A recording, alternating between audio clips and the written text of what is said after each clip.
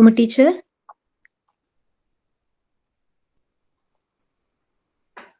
Yes, Teacher, shall we? Yeah, it's 4:30. So, നമുക്ക് തുടങ്ങാലോ അല്ലേ? Yeah. Okay. Good evening, everyone, and welcome to today's session. My name is Sunita, Research Scholar, Department of Economics, Government College for Women, Thiruvananthapuram. Today, we have joined here for the 39th webinar in the Echo Wings webinar series, coordinated by First BA Economics students. The topic for today's webinar is Understanding Economic Growth, a demand-led approach. The session will be handled by our resource person, Dr. Alex M. Thomas, Assistant Professor at Premji University, Bangalore. As we all know, we are now going through a serious pandemic situation, and I hope everybody is safe at home. And now we shall start the session with the blessings of Almighty. I invite Ashtami Santosh, First BA Economics, for the prayer. Over to you, Ashtami. Thank you, Chichi.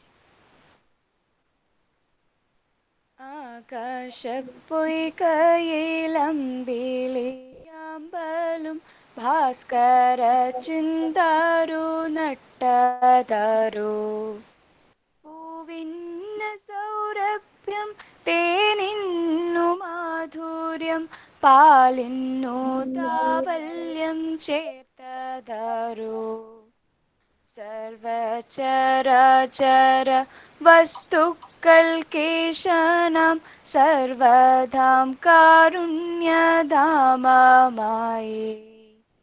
സർവാംഗരാമിയായി സർവം നിയന്ത്രിച്ചു സർവധാം കാത്തിടും ശക്തിയേതോ ആ ശക്തി വൈഭവം ഇമ്മണ്ണിലെല്ലാരും നിത്യവും പാഴ്ത്തുമാറായിടട്ടെ സത്യം ജയിക്കട്ടെ ധർമ്മം ജയിക്കട്ടെ പാർത്ഥലം പാവനമായിടട്ടെ.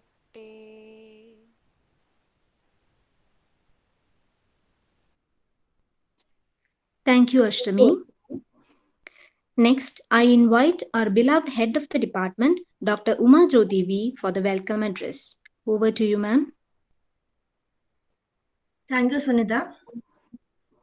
Respected Dr. Alex Thomas, dear colleagues Janaki and Ganashree, dear coordinators and other participants, good evening to all of you. I'm happy to welcome you to the 39th webinar in the Echo Wings webinar series of our department.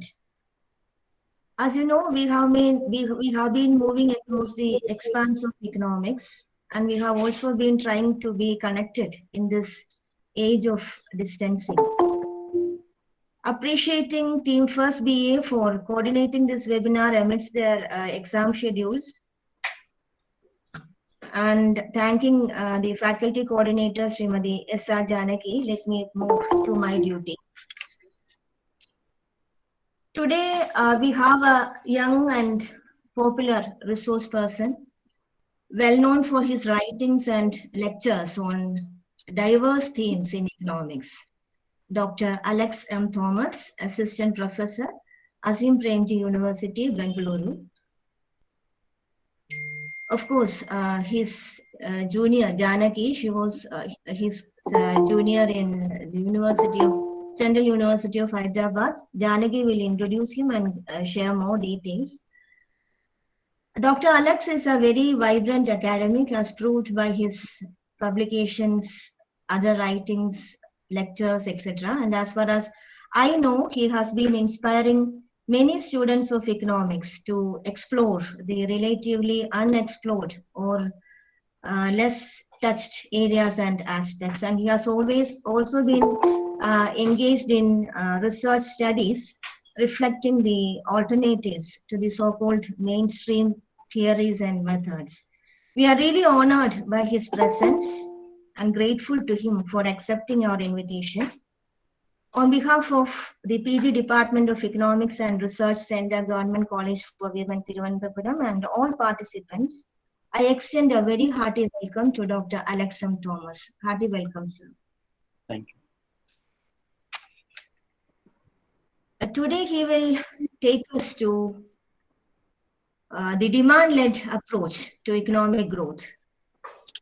Historically, we find an overemphasis on supply factors, treating demand as given and constant.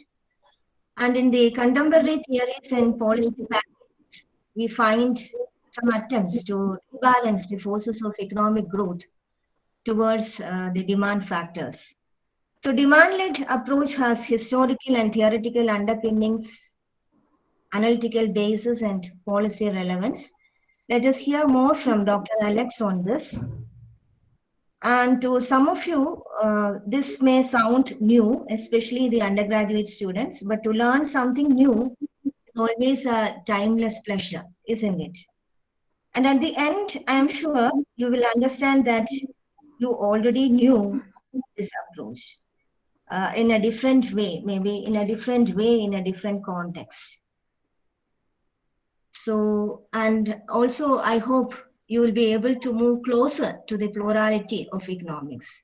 Very warm welcome to all participants, my dear colleagues, students, and participants from outside our college. Hearty welcome to all of you. Thank you.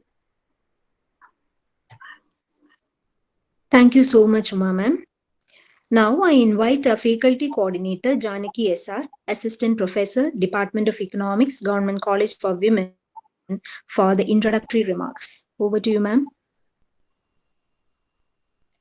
Thank you, Sunita. I hope I'm audible. Yes, ma'am. Thank you. I hope all of you are staying safe and sound. I know we are going through testing times. It is difficult for all of us. But this too shall pass and we'll come out of it. And I'm sure bright days are ahead of us. So coming to the webinar part of it, the only silver line that I can find of this pandemic era was that we all tried to explore the immense possibilities provided by the online platforms and social media. We tried our best to stay connected. And in pursuance of the same, the Department of Economics, Government College for Women, Thiruvananthapuram, under the able leadership of Dr. Uma Jyoti, our beloved HOD, embarked on an enriching experience of organizing a series of webinars from the very start, from the very beginning of the pandemic during 2020.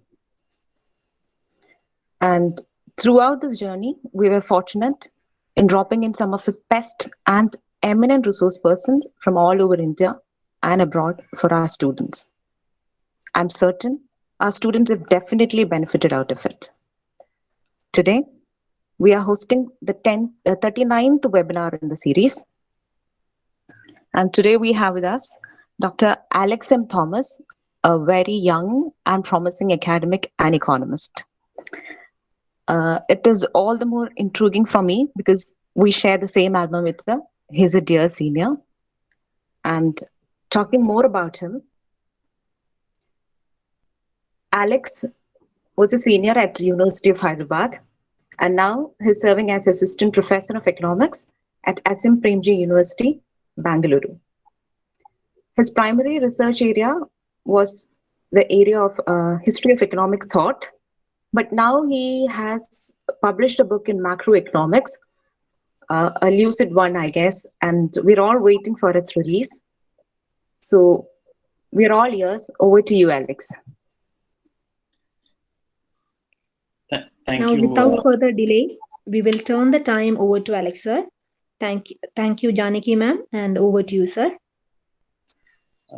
Thank you so much. Actually, before I share the slides, I would like to say that I'm really honored to be here, and because this is the 39th webinar, it means that it's been happening for a long time, and especially to address students and my colleagues at the Government College for Women, Thiruvananthapuram.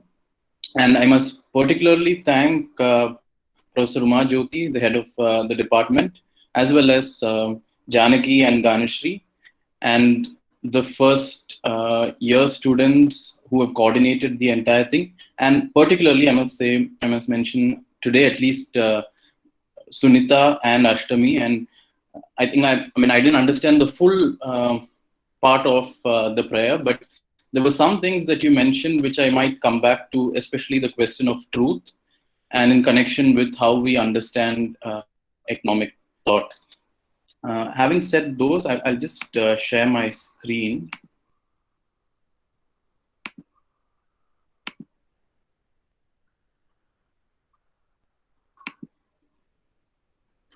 Okay, so the topic for today is I'm going to talk about economic growth from a different perspective, which is called the demand-led approach.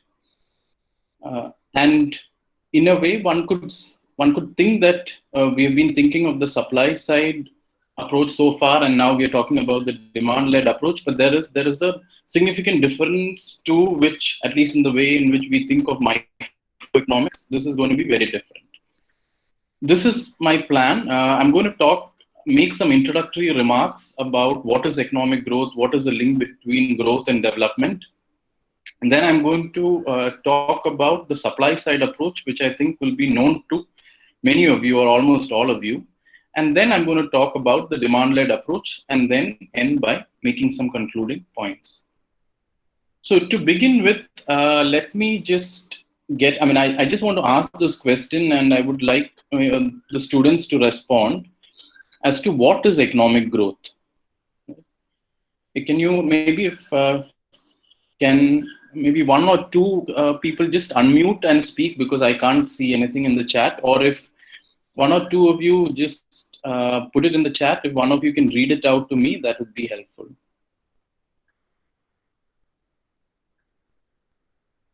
So this is going to be slightly interactive. I won't ask too many questions, but I will ask some questions.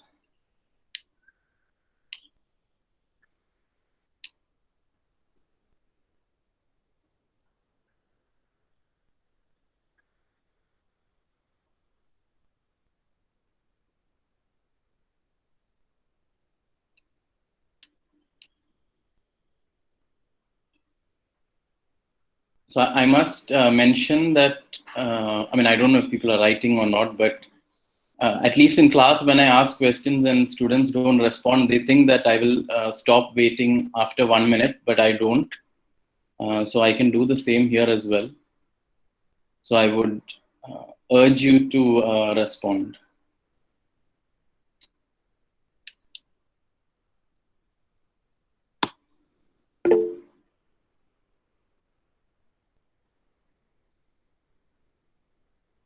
Okay, I think, I can't see it, but I sort of heard a sound. Is that? Sir, I shall read it out, sir. Yeah, thank you.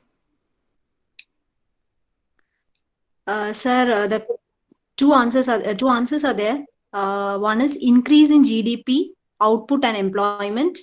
Then Aparna has said increase in the market value of goods and services. Then Nikita, increase in wealth over a period.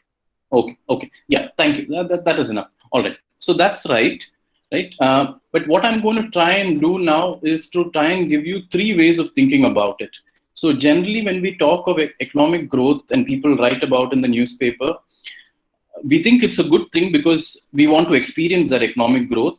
In a way, what it means is, as workers, we think that our wages will increase. That's the experience that we hope will happen. And we are also expecting and experiencing a better standard of living. And particularly, I've just mentioned health, better environment or ecology, and better education. So this is what we want to experience when we talk about economic growth.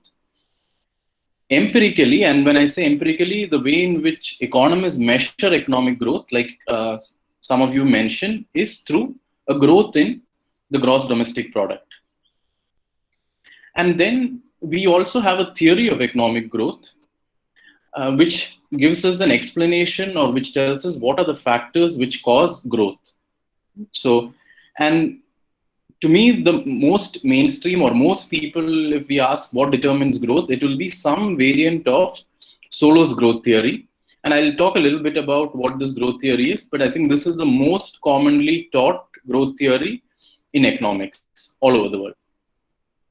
And what I'm going to do in today's talk is going to focus on the theoretical aspect of economic growth, but I will make some comments about empirical.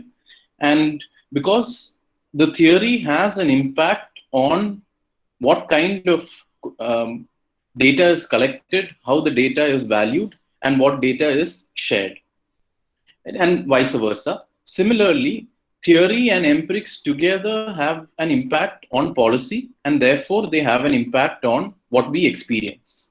So that's going to be the broad sort of framework in which I'm situating this.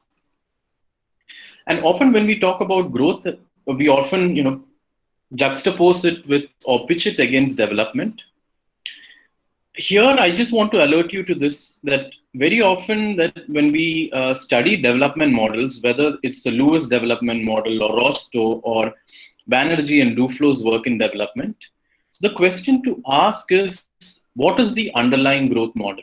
Very often all these development models have some link, or underlying all of it, one has to read critically and deeply, you will be able to identify some growth models.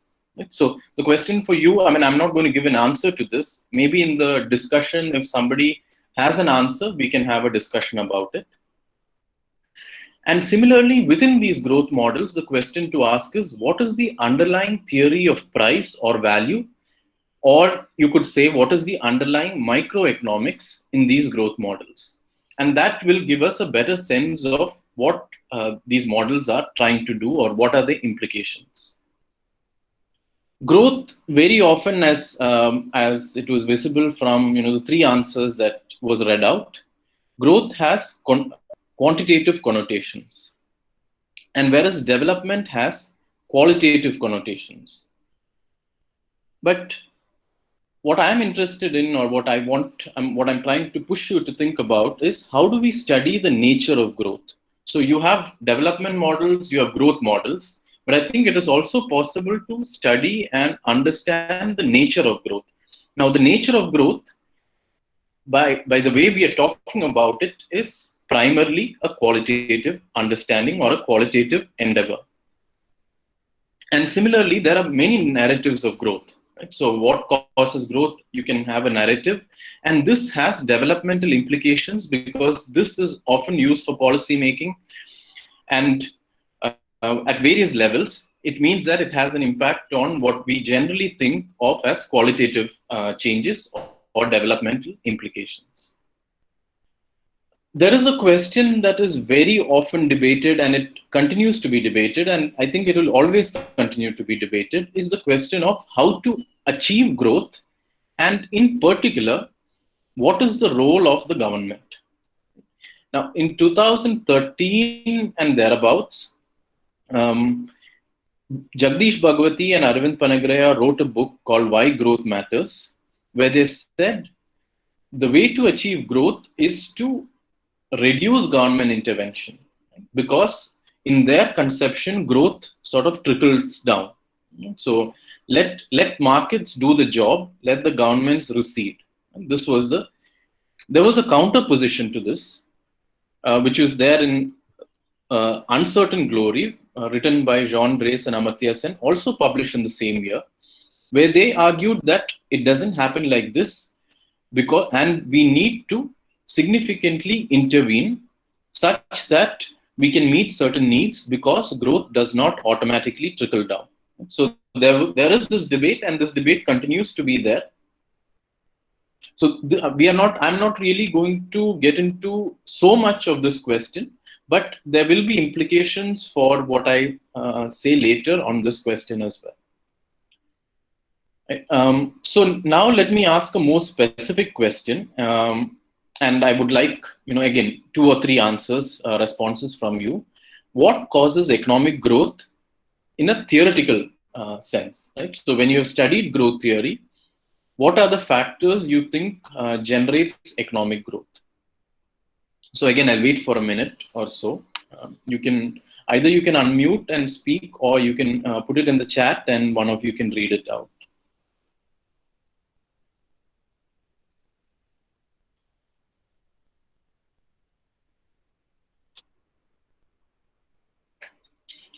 Sir, there is one answer, increased capital. Okay, increased capital. All right. I'll wait for two more answers.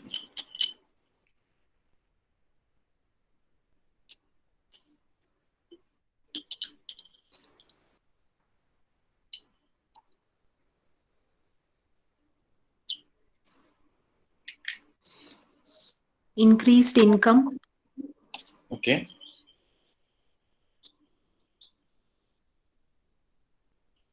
One last response. Growth in size of workforce. Development of human capital. Okay. Increase in working population. Okay. Okay. All right. Okay. I think that's good. That's good. Okay. So what the question of what causes economic growth? If we look at Solo uses the aggregate production function, right, which is basically you put in inputs like L and K, labor and capital, and you also have A, which is total factor productivity or technological progress, and it gives you output Y. Now, fundamentally in this model and this basic Solo model, what causes economic growth, and some of you have mentioned, which is essentially a growth in the labor force. There are two important assumptions that the Solo growth model makes, and I think which we need to pay attention to. One is the diminishing returns to capital, and the question to ask here is this really the way an economy works? Right? Is there really diminishing returns to capital? Is it a construct or is it an empirical reality? The second one is the constant returns to scale. Again, this is a very peculiar assumption. This is a very strong assumption to make. Again, the question to ask is this really visible in the real world? Or is this an assumption which is made for convenience, right? So that you can arrive at certain results. Romer won the Nobel Prize for his contributions to growth. Romer also won the Nobel Prize recently, just a few years back, for his contributions to growth. What did he do? He endogenized technological progress in a way, or he pointed out the role of research and development in economic growth. So one of you mentioned human capital. One way, human capital models are also there, but what it essentially does is it makes it as if L is quantitatively higher. Right? So the effect of human capital is as if L is going to be quantitatively higher. In some way, it is the growth in L. You also have Nordhaus, who also won the Nobel along with Romer. What he did was he integrated ecological issues into this whole aggregate production function or the Solo growth framework. All of this, and in fact, it is also visible from the response that I got from you, that all of this is essentially supply side in nature. Right? So what does this mean? It means that if you have in this aggregate production function, if you essentially have a growth in inputs, especially labor, which could be through increase in the workforce, or it could be through human capital, it leads to growth. Or if you have a growth in A, or research and development or technological progress of some kind, it leads to a growth in Y.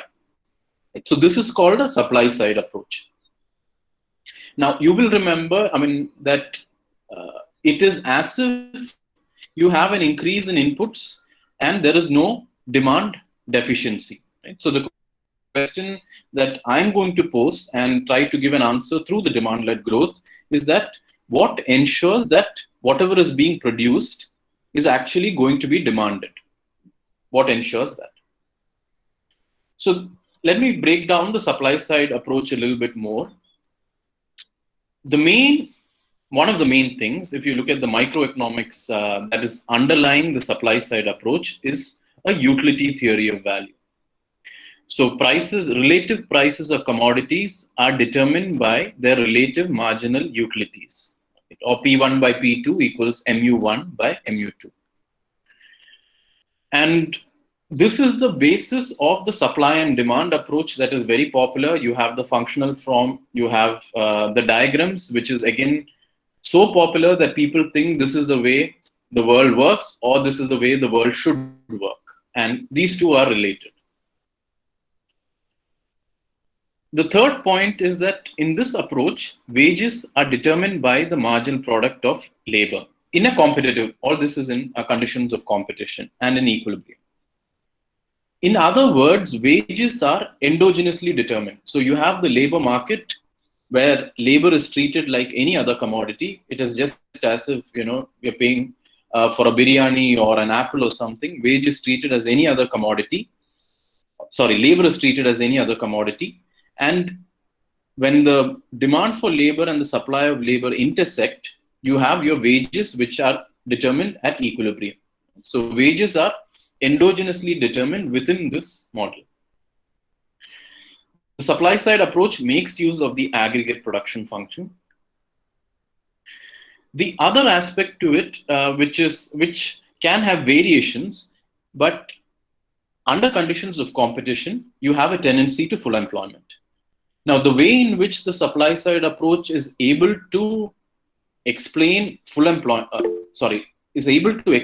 unemployment is by assuming that there is some imperfections. So the labor market rigidity or information asymmetry or something of that kind to explain unemployment. Otherwise, there is a tendency to full employment. The supply side approach also believes in what is popularly called the Say's law, that supply creates its own demand. And this is through, when demand is greater than supply, you have pressures on wages and rate of profit to change.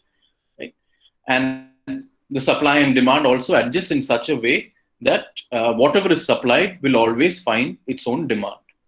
So this is the way in which the supply side approach, these are the components of the supply side approach.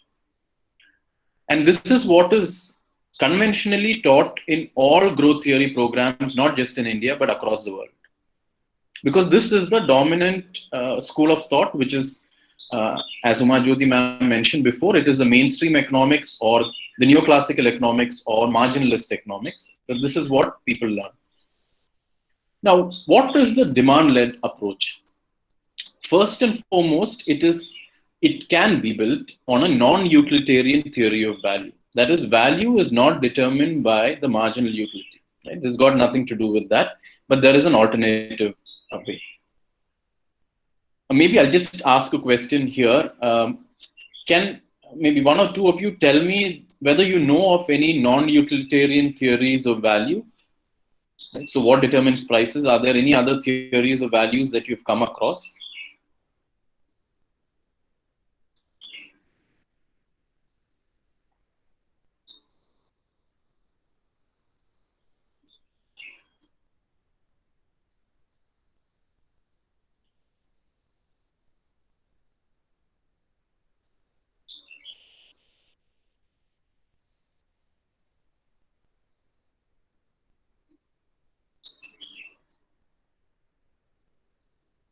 We'll wait for a minute. If there are no responses, then I'll proceed, but I just want to wait for a minute. Sir, Pigu's welfare economics, does it come in? Pigu's welfare. Okay, I'm just making a note of it. All right.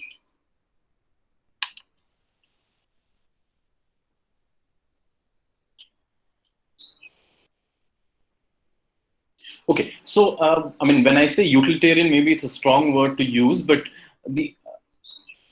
let me just get into a brief history. Where does the utility or where do these ideas come from? Right? So why is it that we talk about marginal utility, we talk about total utility? Where are these ideas coming from?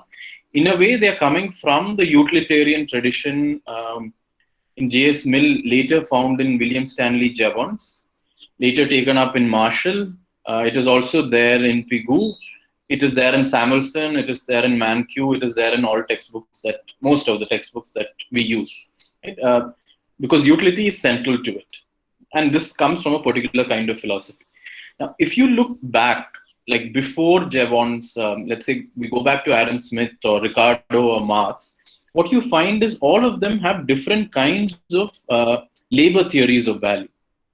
And this has got nothing to do with utility. And there is another non-utilitarian theory of value, which is Sraffa's theory of value. Sraffa published his book, Production of Commodities by Means of Commodities, in 1960, where he tried to revive classical political economy, that is the economics of Smith, Ricardo, and Marx, and tried to, it is not a labor theory of value, it is a different theory of value. And again, I'm not going to get into the details of it, but these two are broadly non-utilitarian theories of value. Actually, what is most central to the demand-led approach is the principle of effective demand, which is found in the work of Keynes and Kaletsky, which argues that the equilibrium output in an economy is determined by the aggregate demand in that economy, and that there is no tendency to a full employment. And this intersection need not be at a full employment level. And the demand-led approach, in a way, takes it to the long run. It says that the economic growth is determined by the growth of aggregate demand, and there is something more specific which I'll come to. But in general, one can say that the growth of, or economic growth, is determined by the growth of aggregate demand. In the demand-led approach, wages are very differently determined. Wages are not determined within this model of the labor market, where labor is subject to the same forces of demand and supply as any other commodity like a biryani or apple or whatever it is, or a mobile phone. In this approach, particularly if we go back to Smith, Ricardo, Marx, wages are exogenously determined. History has a strong role to play. Culture also has a strong role to play. So wages are exogenous to the economic model, and you cannot really try to endogenize it.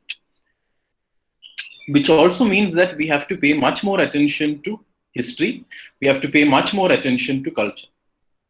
And what this means, at least for us here in India, is that we have to look more seriously at the questions of caste and the questions of patriarchy, because these cannot be endogenized so easily, and we have to undertake a proper history, because wages are connected to the oppressive institutions of caste and patriarchy.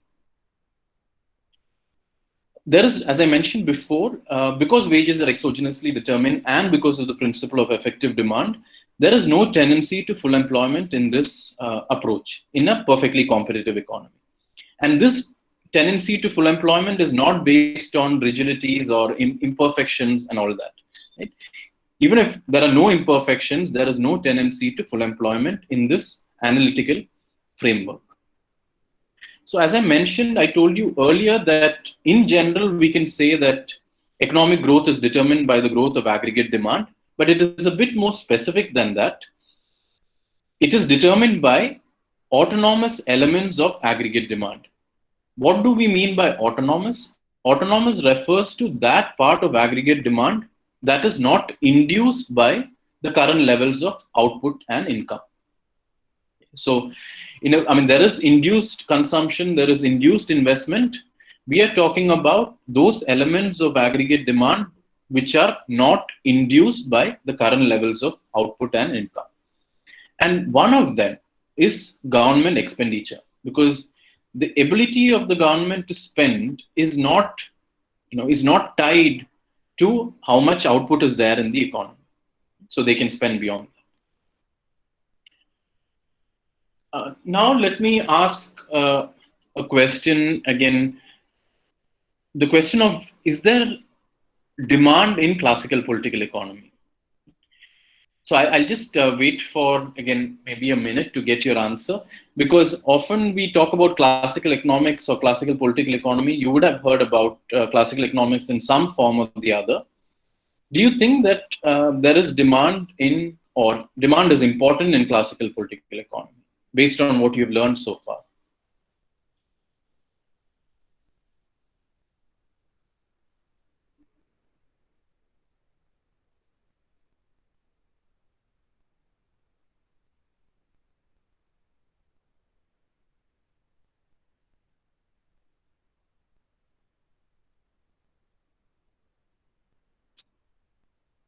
Again, it can, it's not about giving a correct or a wrong answer. It's really about, what you are thinking and what you might feel about it. I mean, all kinds of answers are fine. We're just trying to, understand how we think about these things. I don't think there is demand in classical political economy. Okay. That is one answer. Any other responses?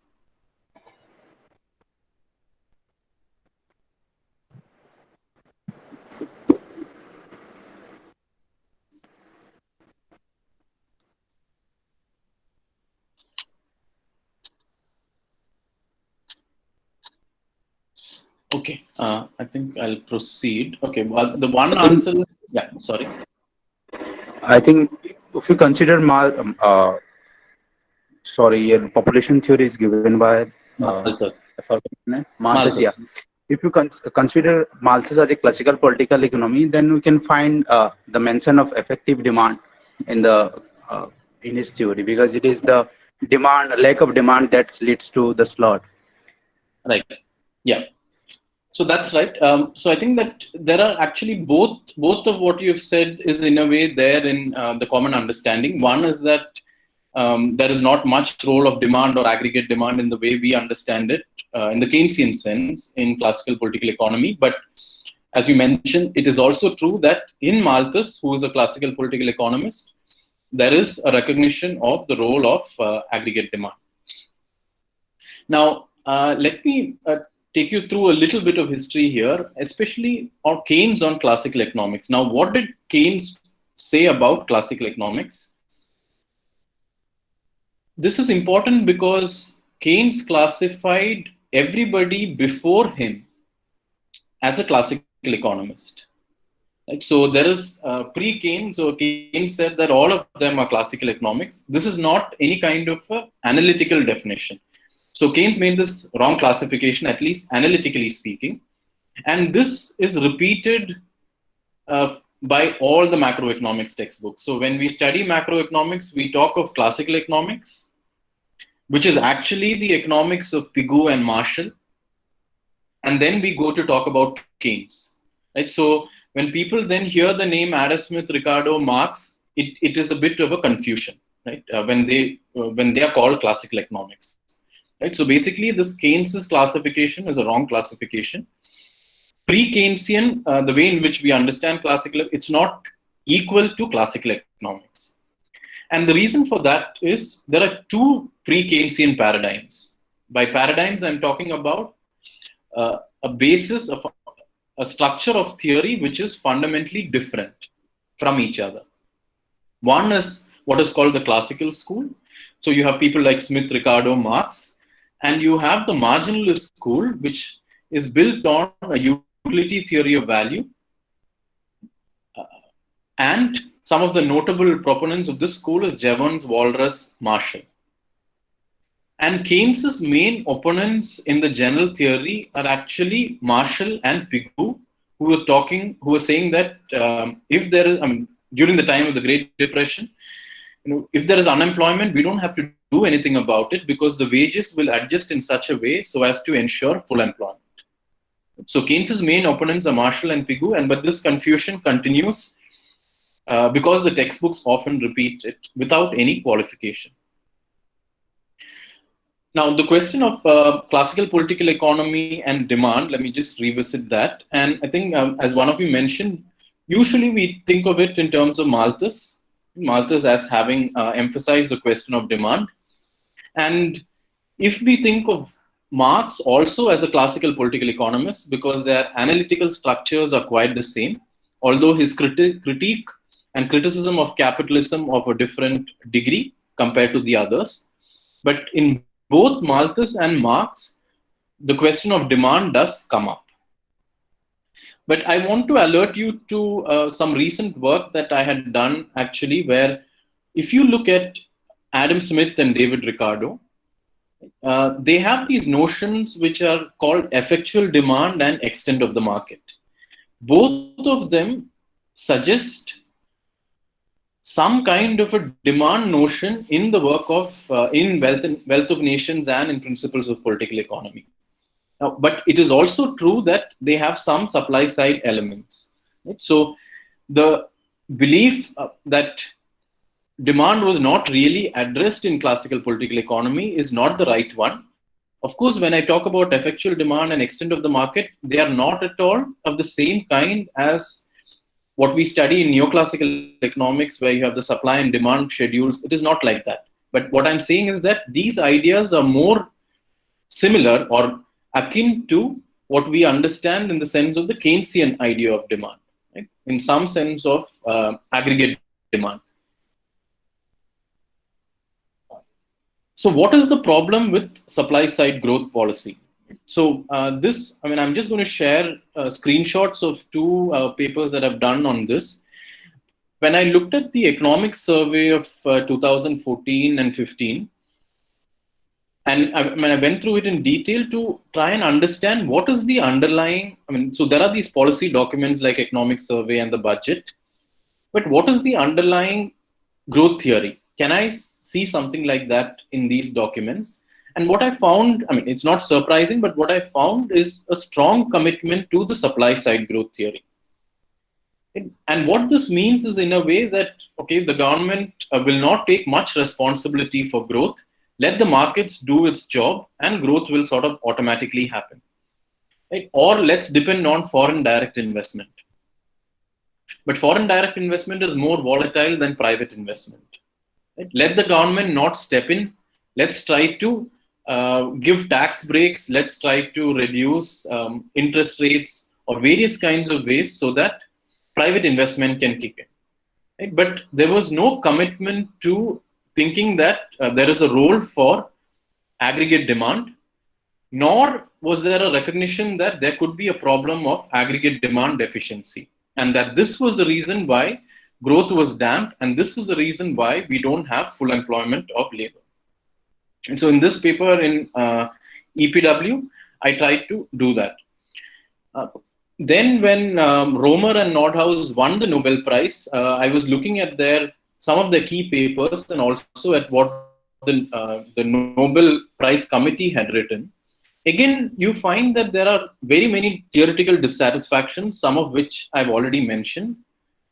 Right? So Romer is trying to integrate research and development, but what is the solution is that we have to create a market for research and development. Nordhaus is trying to integrate ecology into this whole growth approach. What is the solution? We have to have carbon credits, again, a market for carbon. Right? So the solution in a way is that we reduce the role of the government and we increase the role of the market. That is fundamentally their policy recommendation, and this is one part of what I think is a problem with that. What would a demand-led growth policy look like? And what would be some of the things that we need to focus on? As I mentioned to you earlier, what we are really interested in is the autonomous elements of aggregate demand, those parts of aggregate demand which are not induced by current levels of output and income. So in a way, the idea of autonomy also means that there is an active role for policy.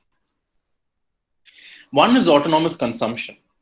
As consumers, if there is easier possibility of credit, then autonomous consumption increases.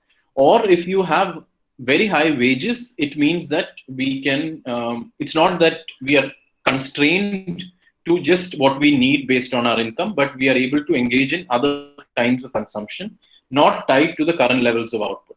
And so in general, higher wages and easier consumer credit provide impetus for autonomous consumption. Government expenditure is a key part of the autonomous aggregate demand and of demand-led growth policy. Government expenditure is important, and this really depends on what we think the government should spend on. Well, it can be education, it can be health, it can be creating capacity in agriculture. And I put a question mark here because it really depends on what is it that we want to spend on, what we think are important. Autonomous investment, so how can we ensure that private firms undertake research and development? Right? This is not connected to current levels of output, but how can we ensure that firms do this? We can also look at exports because export is also autonomous of the current domestic levels of output and employment. So trade policy, how do we navigate that? Now, the problem becomes when, let's say, the government or policymakers think that we will only focus on exports, right, by not focusing on other autonomous elements of aggregate demand. And if we are able to focus on all this, it would be possible to increase employment in the economy and therefore also, and in a growth sense of the term, have better growth. Let me now again connect this notion of theory, context, and policy a little bit. I've spoken about supply-side growth theory. I've spoken about demand-led growth theory. I've pointed out to you what are the limitations. There are theoretical limitations of supply-side growth theory. And the policy prescriptions arising from supply-side growth theory are also problematic. And I think that the demand-led growth theory is built on better theoretical foundations. And not only that, it gives an active role for us as in people, to imagine the kind of society that we want. So one is a theoretical aspect. Then there is a question of measurement. Right? We are not just interested in the growth of GDP. We need to pay attention to the nature of economic growth. In other words, we are interested in the quality of GDP. Right? Is the GDP increasing because agriculture is being suppressed and people are losing jobs there? Or are people being pushed out of agriculture so that they are working for low wages? That can also lead to an increase in GDP if profits are rising. Right? Is there caste oppression, and does that have something to do with GDP? What is the quality of it? If we still have patriarchal conditions and GDP is growing, is that something that we think is problematic? And so these are the questions we need to ask, because first is theory, the second is the context. We need to understand the Indian context largely, right, where agriculture is important, caste plays an important role, patriarchal norms play an important role. So we have to be able to integrate these considerations into the way in which we think about economic growth. So as I mentioned, so we need to have, so there are textbooks and there are other things which are written, let's say published in the US or UK, but they are not really engaged with the Indian context.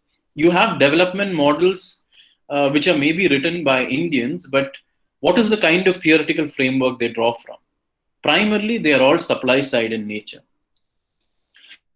And because I'm talking to students in Thiruvananthapuram, I think that it is important. Indian economy is also an abstraction. In Kerala, there are specific things which might be unique to the Kerala economic context. So I think that it is important for as students to also engage with Kerala economy and maybe have that also as a course. And I think I would go a bit further, because again, Kerala economy is also an abstraction because different regions work differently. So how does Thiruvananthapuram economy work? So, and these are important questions, because only if you understand the context alongside a good theory can we make policy recommendations which will have the proper impact that we want. For instance, if the theory is problematic, you're going to have a policy, or the policy implications are not going to be what we want. In other words, again, I'm trying to bring you through the kind of lens that I want you to think about these things, because what we're really interested in is, if you belong to Thiruvananthapuram, you're interested in whether your life is becoming better. What is your experience? You can look at data on that economy. You can look at data on Kerala economy. We can look at GDP. These are empirical measures, but we also need to understand that there is a connect with the underlying theory. Right? So this we need to be studying theory, empirics, and what is the experience, sort of together.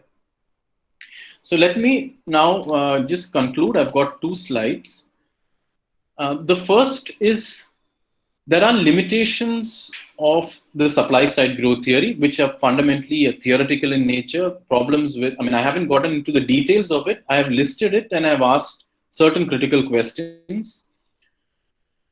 The demand-led growth theory is not saying that if you do this, this will happen. It is broadly giving a general guiding principle, because after all, the idea of autonomy is that we have to decide what is it, for instance, what should the government spend on. One thing I mentioned is the link between theory and empirics. Because we are using supply-side growth theory and we don't really talk about interdependence, we are not publishing enough or frequent input-output data. How does the different sectors in the economy come together? So when there is a crisis, if it is happening in agriculture, it has an impact on other sectors. How do we understand this interdependence? When there's a health crisis like today, how do we understand the interdependence? We need to have this data to be able to have a better nature of growth. But because the theory now doesn't care about input-output, you're only focused on the aggregate production function. And that is a limitation. Then there's also the link between what we experience and what kind of data is actually being collected. And the best example that many of you know this is the problems with how GDP is calculated or valued. So for instance, is care work given appropriate recognition? Are questions of ecological degradation given appropriate recognition? So these have to be incorporated. So what we experience, there should be a way to incorporate that in our empirical measure, because after all, we are trying to find out ways to understand our surroundings and to change it. Right? So what we feel in some way has to get reflected in whatever calculations are being done. In other words, it is important to keep on asking the question, what kind of GDP do we want? Similar to what kind of growth do we want? I mentioned demand-led growth policies, and I think that they are important to combat unemployment, and they give a better guidance to understand and to reduce unemployment. And that is one point. The second point, again, I've repeated this, is that it enables us to secure the kind of growth we want. Talked about the nature of growth. Right? So what is the kind of growth that we want as a society, as a community? It allows us to think of that because of the autonomous notions of aggregate demand. Now let me talk a little bit about economics education and what can be done there, I feel. One is certainly, I think we need pluralism in theory. So I think that students should not only be taught mainstream approach, which is why we only know of Solo's growth theory and the related supply side variants. We also need to be thinking about non-mainstream theories, or broadly called heterodox theories. So there should be a pluralism in theory. There should also be a pluralism in methods. Now methods today has come to exclusively mean econometrics. But to understand an economy like India, and because what I mentioned, at least within the demand-led growth framework, wages are exogenous, and we need to pay more attention to history and culture. In other words, ethnographic methods should also be important for us to understand our surroundings, and textual analysis, because ideas are written constantly and we make use of it. What is the economic survey saying? Or what is Raghuram Rajan saying? Or what is another economist saying? What is Adam Smith saying? Right? So people should be, we should impart the skills so that students can actually make a judgment about, are there inconsistencies? Are there other kinds of issues? What is being left out? So I believe that we should have a pluralism in methods. And finally, what is called critical pedagogy. And I think recently, I mean, the term actually comes from Paulo Freire, who's a Brazilian educator. But I would recommend this book by Bell Hooks, which is called Teaching to Transgress, where education is seen as a practice of freedom. And where she's talking about critical pedagogy, how can we have classroom exchanges where it's more interactive, where students' experiences can be brought in. And it can be a much more, I'm not getting the right word, it can be a much more fruitful kind of classroom space if we were able to do critical pedagogy. And on the last slide, I have just got some references. I think earlier there was a reference made to my book. It is not yet out, but I hope it will be out this month. So if you're interested in questions of understanding the difference between supply side and demand-led growth theory, I have a chapter on economic growth where I deal with that. And I also discuss the nature of growth in the context of the Indian economy. And this is, this is written in an accessible way. So I hope that many of you will be able to read it and engage. For those of you who would like a more advanced kind of engagement with demand-led growth theory, you can look at this book titled Sraffa and the Reconstruction of Economic Theory. This is edited by Levrero, Antonella Palumbo, and Antonella Stirati, all of them based in Italy, where they try to bring together principle of effective demand and Sraffa's value theory. And if you're interested in a book-length treatment of the questions of interdependence, of structural interdependence, you can look at this book by Pasinetti, which is titled Structural Change and Economic Growth. With that, I'll stop sharing. Thank you.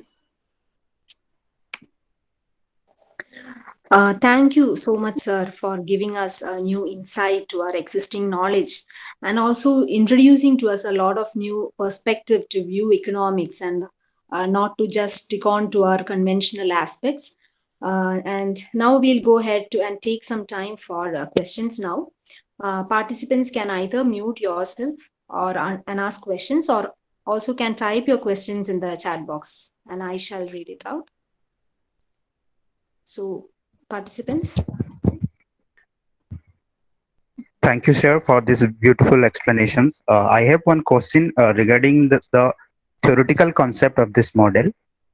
In the demand-led growth theory, mostly the most contributors are the consumption expenditure, government expenditure, and the investment expenditures. So why it is not called the expenditure-led growth model? And then how it is different from debt-led growth?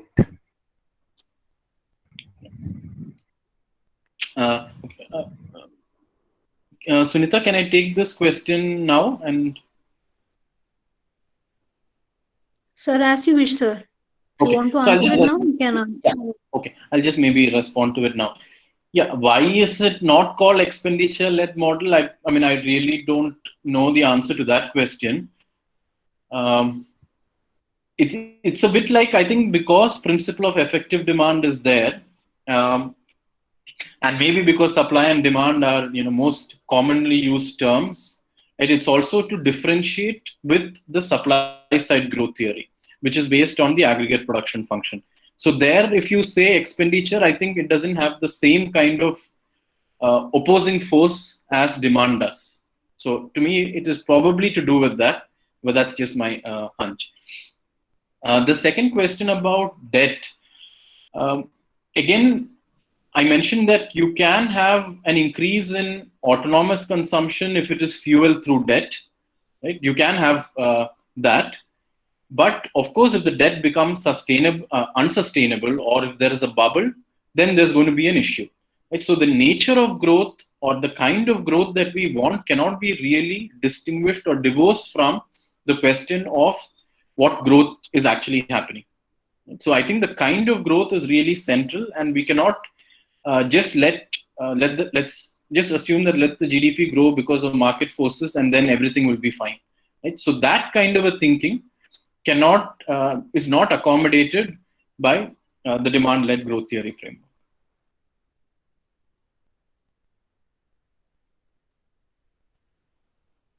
Thank you, sir. Any others? Sir, I have a question. Yeah. So, I mean, your presentation, I really liked it, and it was very insightful into the other unconventional and less implemented way of thinking. But why do you think it hasn't been implemented like as extensively as the supply side approach? I mean, surely people. I mean, when the whole concept of economic growth had arisen, people must have also considered the supply side growth. the demand side growth, but there must have been a reason for them to have stuck on to supply side growth and continued it for so long. Why do you think that is? Yeah. So, Anya, I'll ask you a question first, but I will, of course, respond to this question.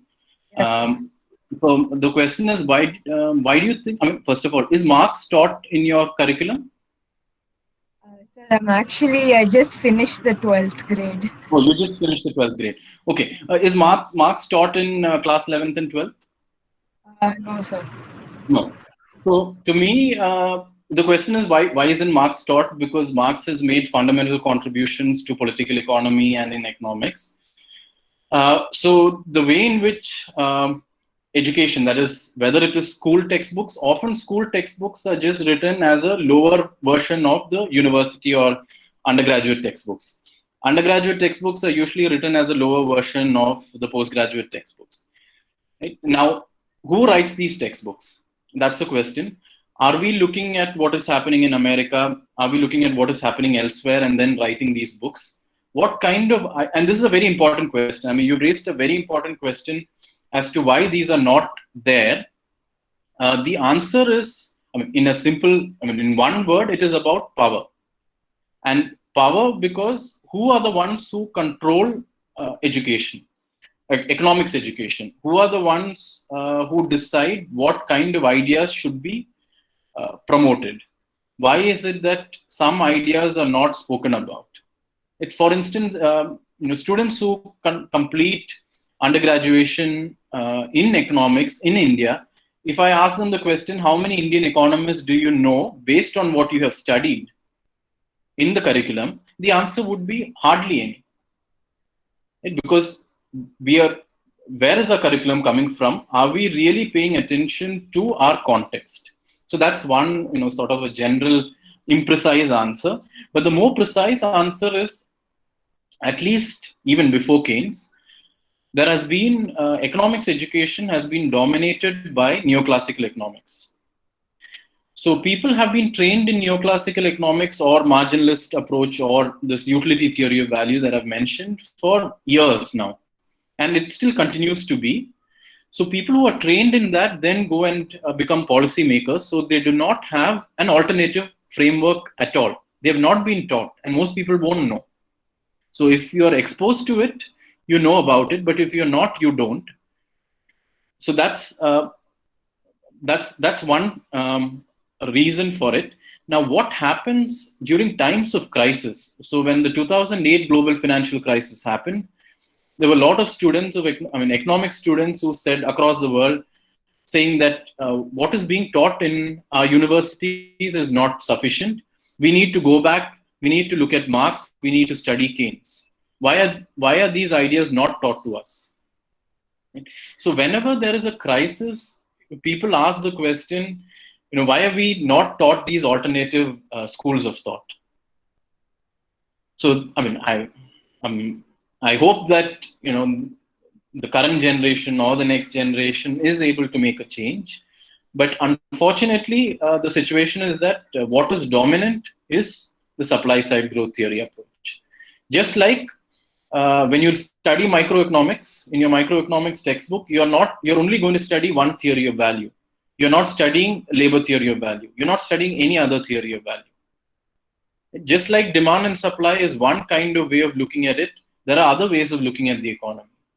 And that's what pluralism in economics, what people mean when they talk about pluralism is students should be exposed to at least two ways of thinking about the problem or the issue. Thank you, sir. I understood, and it was very well said. And so it basically boils down to the fact that those people weren't aware of the secondary idea that they've just stuck on to the supply side growth. And definitely we should, as students, we should be exposed to two angles of looking at the problem, or multiple angles. And that's what your pluralism idea advocated. Thank you for that, sir. Thank you so much, Anya. Any others? I have a question regarding with the caste caste is an important social factor, and caste and value is highly related in distribution of resources. Then my question is, why caste is completely neglected in theoretical perspective? Now, so this I don't. I mean, to the answer to this question is probably not a fault of supply side growth theory or neoclassical economics. I don't think. I think this question. I mean, the answer to this question is depends on what is the caste composition of people who are in important positions of power in education. So I think that's the answer. And why are we not able to bring about our own realities into our classrooms? Okay. Yeah. So again, I mean, just like in the previous question, my answer was power. In a way, here also it's about that, because knowledge production, knowledge dissemination, all of these are governed by the laws of society, which means that people who are in power, people who are powerless, and it depends on the caste composition or the gender composition of people who are in power, and what kind of questions are asked or what kind of questions are promoted.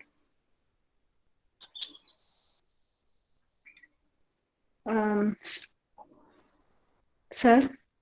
Yeah. So recently in Atmanirbhar Bharat, we have seen that it is a demand-led approach. We can see that there is a demand-led approach.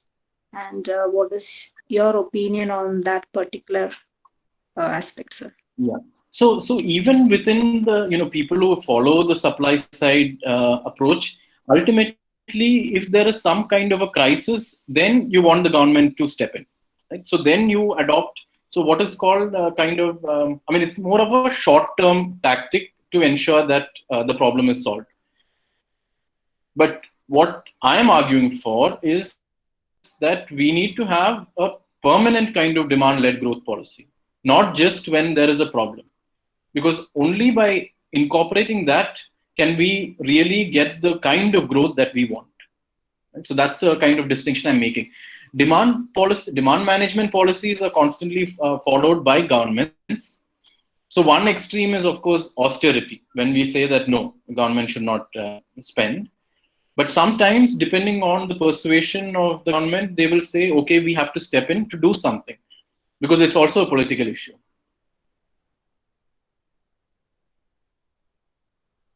Okay, thank you, sir. Any others?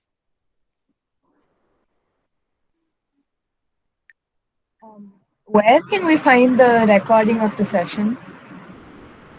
Anya, if you are giving your mail ID, you'll be getting it in your mail. We'll be sending it via mail. Can I send it to you? Can I tell you my mail ID privately though? Yeah, okay. We'll share the department mail ID to you. Okay. Okay, yeah. Can you put it in the chat now? Yes, of course. Thank you. Okay.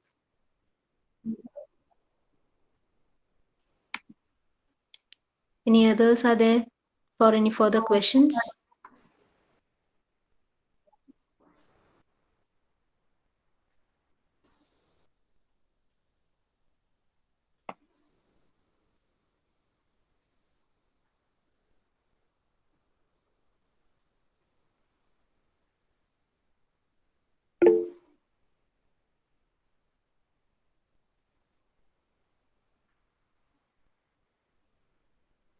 So shall we conclude this session, my teacher?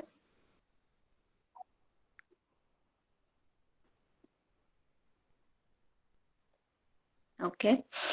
So we are coming to the end of today's webinar, and thank you, sir, for answering those questions and for the great presentation. It was a pleasure to have you with us.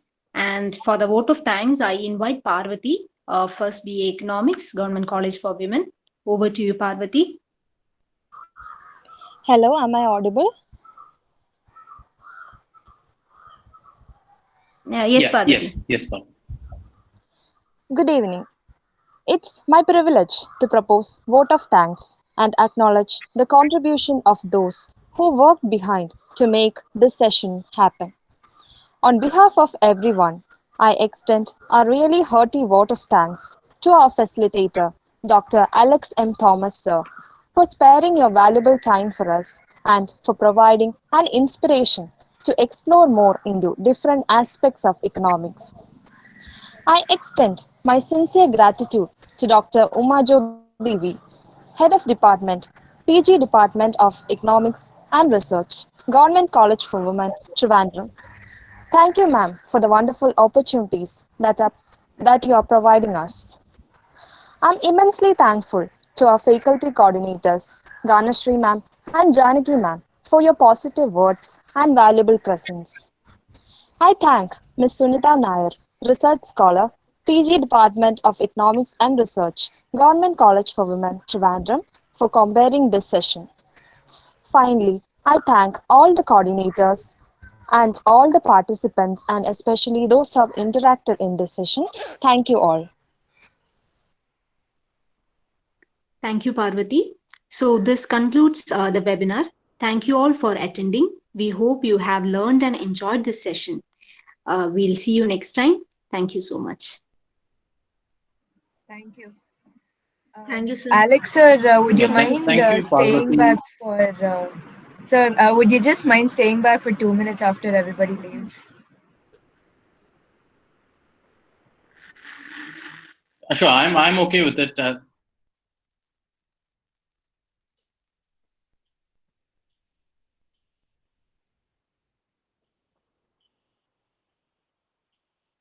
So thank you, sir. It was really informative and inspiring, truly insightful. Thank you. Thanks. Yeah, I Thanks. mean, my only sadness is that I'm not able to see anybody's faces. Apart from that, yeah. Yes. No, but I mean, I also liked it because the questions and the response. Okay. Thank you.